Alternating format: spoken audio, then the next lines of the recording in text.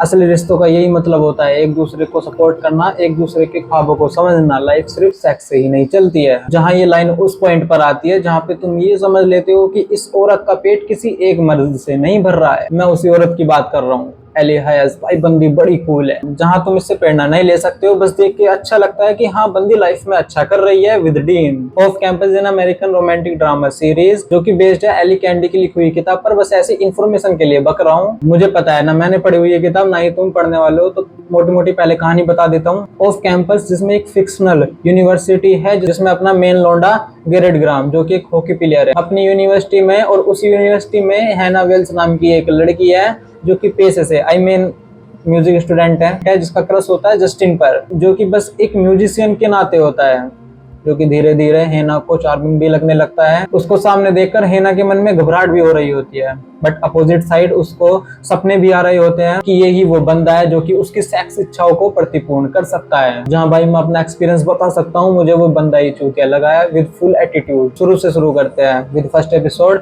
Garrett ग्राम बंदा hockey star है जिसकी एक टीम है, टीम में और 5 लौंडे हैं और टीम का नाम है बैरियर होग। गैरेट ग्राम जो कि अपनी यूनिवर्सिटी का हॉकी स्टार है, जहाँ ये स्टार पावर उसको वसीयत में मिली हुई है उसके डैड फिलिप ग्राम से, जो कि अपने जमाने में हॉकी सुपरस्टार रह चुके हैं। एंड ही डिसाइडेड कि बेटा गैरेट ही मेरी लेगेसी को आगे लेके जाएगा। जहां बाप और बेटे की आपस में बनती नहीं है, जिसका कारण है कि बाप ने उसके बचपन में उसकी माँ को प्रताड़ित किया हुआ था उसी के सामने, कि बल्कि उसकी दूसरी माँ भी लाया हुआ है, और यही कारण रहा है कि बंदे ने कभी किसी से इश्क नहीं किया है एक्सपेक्ट हैना वेल्स, जो कि उससे पहले वो लड़कियों को एज अ सेक्स मटेरियल ही देखता था, पर कभी भी उसने किसी को गर्लफ्रेंड नहीं बनाया हुआ था। हॉकी प्लेयर होने के बाद उसकी यही सेकंड चीज फेमस थी कि उसकी कोई भी गर्लफ्रेंड नहीं थी। फिर क्या, फिर एक दिन उसके मोहल्ले में ऐश्वर्या आई, मतलब हैना वेल्स, जहाँ भाई शुरू में दोनों ही एक दूसरे को पसंद नहीं करते हैं। बस एग्जाम के लिए गैरेट को हैना की जरूरत पड़ती है कि वो उसको कुछ बताए। वहीं हैना जिसको म्यूजिशियन जस्टिन पर क्रश होता है, पर वो उसे बोल नहीं पाती है कि हाँ मुझे मेरे घर से उठा लो, आई मीन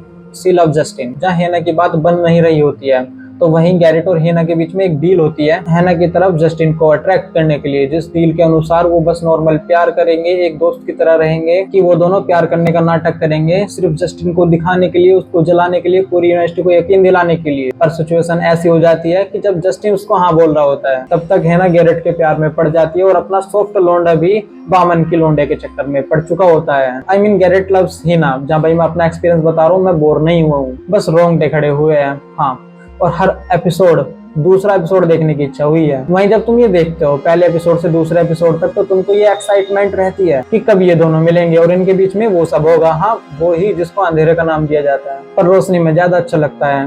पर जब तुम इनकी स्टोरी एंड होते हुए देखते हो, तो तुमको एक और कैरेक्टर से इंट्रोड्यूस किया जाता है जिसका जिक्र मैंने वीडियो के पहले ही किया हुआ है। एली हयाज, जो कि हैना की दोस्त होती है, जस्ट लाइक फेवरेट पर्सन, जिसका एक ही बंदे से 3 बार ब्रेकअप हो चुका है और हर ब्रेकअप के बाद उसको उसी की ही याद आती है। बट इस बार फिर वो उससे ब्रेकअप करती है पक्के वाला, और उसके बाद उसकी मुलाकात एक पार्टी में डीन से होती है। डीन जो कि बैरियर होक्स टीम का ही प्लेयर है और गैरेट ग्राम का दोस्त है। जहाँ एली डिसाइड करते है कि वो अब बंदों से बस सेक्स के लिए मतलब रखेगी, ना कि प्यार इश्क के लिए, जो कि कहीं जाने से उसे रोके, उस पे किसी तरह की पाबंदियां लगाए, क्योंकि प्यार में हमेशा यही होता है। वहीं डीन उसे और प्यार करने लगता है, पर एली किसी तीसरे बंदे के साथ भी सो चुकी होती है उसी प्यार में, जो कि देखते टाइम तुमको भी बुरा फील होता है, क्योंकि डीन और एली एक बेस्ट कपल लगने लगते हैं। जहाँ इन्हीं सभी बकचोदे में तुमको उनकी जोड़ी अच्छी लगने लगती है। वो पहला डांस, सेक्स और इमोशन। मैं बता रहा हूँ, गैरेट के बाद डीन ही तुम्हें बांधे रखता है, क्योंकि तुम उसे भूल नहीं पाते हो। कुछ चीजें डाउन भी जाती है और तुम उन्हें इग्नोर भी कर सकते हो, क्योंकि हर एक एपिसोड 1 घंटे का है, जिसमें तुमको hockey university movement to music show and how can anyone trust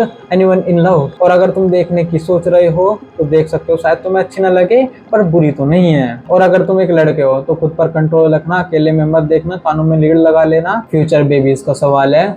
बाकी ऐसे ही बने रहो सैम टेलीकास्टर पर। थैंक यू फॉर वॉचिंग, नमस्कार।